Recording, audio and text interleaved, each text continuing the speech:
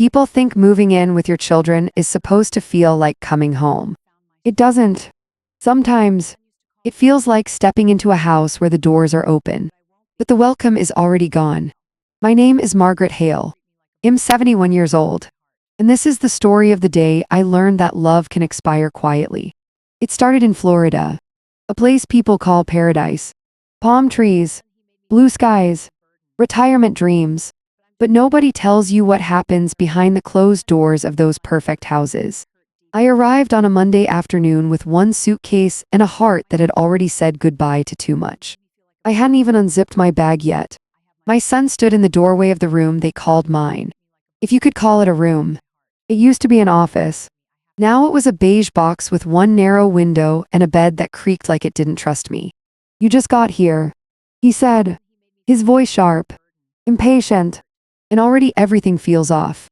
The words hit harder than shouting ever could. I looked at him. Really looked. The boy I once carried on my hip now looked at me like I was an overdue bill. "I haven't done anything yet," I said softly. He laughed. Not kindly. That tired laugh people use when they've already decided you're the problem. "Mom," he said, rubbing his forehead. "Because of you. My son doesn't even have his own room anymore."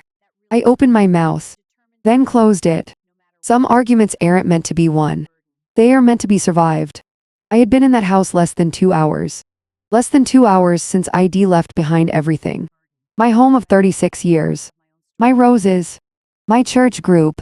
The kitchen where I used to talk to my late husband while pretending he was still listening. I sold it all. Every brick. Every memory. Because my son said, "Come live with us." "Mom, we'll take care of you now." That's what he said. What he meant was something else. They wanted a bigger house. A yard for the kids. And yes, my money made that possible. I didn't mind. Mothers rarely do. I paid the down payment. Signed the papers they put in front of me. Trusted the people I raised. That was my mistake. That afternoon, his wife walked past the hallway without looking at me. No hello. No smile. Just silence. Silence can be louder than cruelty. That first night, I lay on the unfamiliar bed listening to a ceiling fan that buzzed like a warning. From down the hall, I heard my grandson cry. Not loud. Just tired. Nobody went to him. I pressed my hand to my chest and realized something that scared me more than loneliness. I had moved into a house, but I was no longer inside a family. The next morning, I woke early. Old habits die hard. I folded blankets no one asked me to fold. Poured coffee that wasn't meant for me. Sat at the table like a guest waiting to be dismissed. By lunchtime, I was told which bathroom to use. By dinner, there were 4 plates on the table. Not 5. No one explained. They didn't have to. That night, I wrote something in a small notebook I kept in my purse. Not for drama. For truth. Day 1. I sold my home to live with my son. And today, I learned I don't belong here. I didn't cry. Not yet. Because when you've lived as long as I have, you learn something important. The most dangerous decisions aren't made in anger. They are made in silence. And that was the night something inside me stopped begging and started watching. The second day was worse. Not because anyone yelled. Not because anyone hit me. But because everything became intentional. Silence isn't always absence. Sometimes it's a decision. I woke up early again. The house was already moving without me. Coffee brewed. Breakfast packed. Doors opening and closing like I wasn't there. I stood in the kitchen holding my mug when my daughter-in-law walked past me.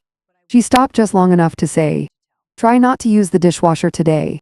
It's easier if we keep things organized." Organized. That's the word people use when they want control without responsibility. I nodded. That became my specialty. By noon, my son reminded me not to give snacks to the kids unless I asked first. By afternoon, I was told it might be confusing if I sat in the living room while they worked. By evening, my suitcase still half full had been pushed into the closet.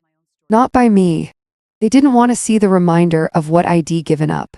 That night, I overheard them talking in the hallway. They thought I was asleep. "I don't know how long I can do this." My son whispered. "She's always here. Always." I'd been there 2 days. His wife sighed. Well, we'll figure something out. She's old. Old. Not tired. Not hurt. Not scared. Just old. I lay there staring at the ceiling, listening to strangers decide my value. And that's when something shifted. Not anger. Awareness. The next morning, I was folding towels in the laundry room trying to feel useful when my phone rang. Unknown number. I almost didn't answer. Mrs. Hale? A woman asked. Yes. This is Linda from Gulf Coast Federal Bank. I'm calling to confirm your application for a home equity loan. My hands went cold. I didn't apply for any loan. I said slowly. There was a pause. According to our records, the request was submitted last week. We just need one more document to proceed. I sat down on the dryer. What property is this for? I asked. The house on Seabreeze Lane. The house I was sitting in. I didn't sign anything. I said. I didn't authorize anything. Another pause. Longer this time. Then, Mrs. Hale, she said carefully. I suggest you come in today. I hung up and stared at the wall. I didn't panic. I didn't cry. I already knew. Only 3 people had access to my documents, and one of them was folding towels with me in mind. That night, I set the table like always. 4 plates, 2 wine glasses. My son ate without looking at me. Halfway through dinner, I placed a folder on the table. Quietly, what's that? He asked. You tell me. I said. He flipped it open. I watched his jaw tighten. The bank called me today. I continued calmly.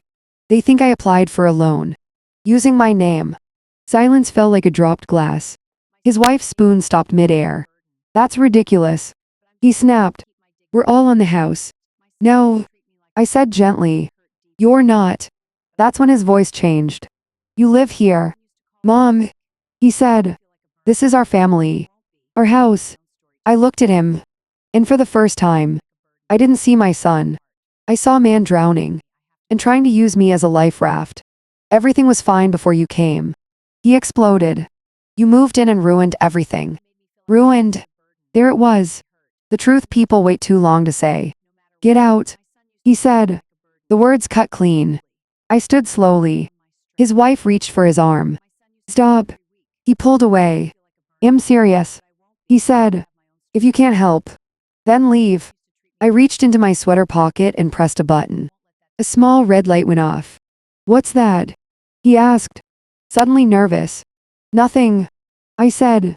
Not yet. That night, I didn't sleep. I sat on the edge of the bed and understood something clearly. They thought I was weak because I was quiet. They thought I was powerless because I was polite. They were wrong. And now, I was awake. I didn't confront them again. That's the mistake people make when they think strength is loud. Strength is patience. The next morning, I cooked breakfast like nothing happened. Eggs, toast, coffee exactly how my son liked it. I watched their shoulders relax. People are careless when they think they've won. After they left, I locked the bedroom door and opened the folder again. Inside were copies I'd never shown them. Property deeds, insurance policies, a power of attorney unsigned. I'd been careful my whole life. I didn't survive 73 years by trusting easily. The bank appointment was at 11:30. I wore my navy blue coat, one my husband bought me after his first promotion. The one that made me stand taller. At the bank, Linda met me with a quiet smile. We stopped the process. She said, someone tried to move quickly.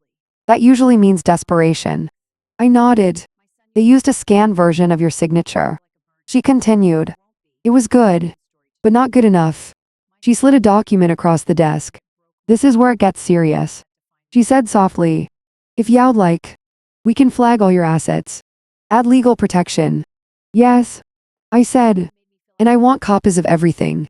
By the time I left, my name was no longer something anyone could borrow.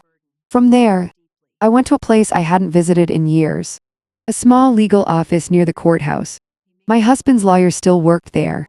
Older, slower, but sharp. He didn't interrupt while I spoke. When I finished, he removed his glasses and sighed. They were testing boundaries. He said, when you didn't resist, They escalated. I want control. I replied. Quietly. He smiled. That's the most dangerous kind. By the afternoon, papers were filed. A notice was prepared. And a recording short, clear, undeniable was saved and backed up 3 times. That evening, my son came home irritated. Why were there missed calls from the bank? He asked. I stirred the soup. I asked them to stop calling you. I said calmly. You weren't authorized. His face went pale. You went behind our backs. He said. I turned and looked at him. No. I corrected. I stepped in front of mine. That night, they whispered again. This time, I didn't pretend to sleep. I listened. They were panicking. Money had been tight. Credit cards were maxed. They'd planned to use the loan to catch up. Catch up. On my back. The next morning, my son stood in the doorway. We need to talk. He said. I folded my hands. I agree. He tried to sound reasonable. Maybe this living arrangement isn't working. He said. You could move somewhere smaller. Easier. I smiled faintly. I already did. I said. Confusion crossed his face. I signed a lease. I continued. Beachside. Florida. His wife froze. You can't afford that. She snapped. I met her eyes. I can. I stood and picked up my bag. It'll be gone by Friday. I said. But before I go, I placed the notice on the table. An official document. Eviction. Not for me. For them. You can't do this. My son whispered. I already did. I replied. For the first time. He looked at me the way the world finally had. Not as a burden, but as a woman who remembered who she was. And as I walked back to my room, suitcase already waiting, I felt lighter. Not because I was leaving, but because I was taking my life back. Friday morning, the moving van arrived. Quiet. Discreet. Just like I wanted. I didn't say goodbye. I didn't need to. I walked through the house one last time. The walls were the same. The carpet still beige. The air still thick with silence. I left a small wooden box on the kitchen table. Inside, the deed. My name alone. Copies of the forged loan documents. USB drives with the recordings. A short letter. This house never belonged to you. It never will. I closed the door behind me. The house sighed. I didn't. By noon, I stepped into my new apartment, my own home. A senior residence overlooking the river. Bright. Warm. Peaceful. No one shouting. No one judging. Just me. I set my bag down, sank into the armchair by the window, and breathed. Freedom tastes like lavender and sunlight. That evening, my phone buzzed. 99 missed calls. I didn't answer. I didn't block him either. Some lessons are learned in silence. 2 days later, a message arrived. Mom, I'm sorry. I didn't mean. I was wrong. I didn't reply. I didn't need to. I poured a cup of chamomile tea, watched the sunset, and smiled. Not because I was happy for them. Not because I forgave them. Because I had found myself again. I started saying yes. Yes to painting classes. Yes to poetry readings. Yes to weekend trips. Yes to joy without permission. I met Samuel on a river cruise, a gentle man. Widowed like me. We shared stories. Held hands. Laughed quietly under the stars. No grand gestures. No sweeping promises. Just companionship. I began living for me. I traveled. I painted. I laughed. I cried when I wanted. I learned that dignity doesn't ask permission. Kindness is not owed. And your worth does not fade with age. I wasn't just a mother anymore. Not just a grandmother. Not just an invisible caretaker. I was the main character of my story. The house I left behind. It remained theirs. But I had taken back what truly mattered. My name. My space. My peace. And for the first time in decades, I felt seen. Not by them. By me. Some doors once shut should stay that way. Some mornings are meant to taste like freedom. Some stories are meant to end with dignity. I raised my cup to the window. To the city lights flickering like fireflies below. This life. This silence. This freedom, it's mine.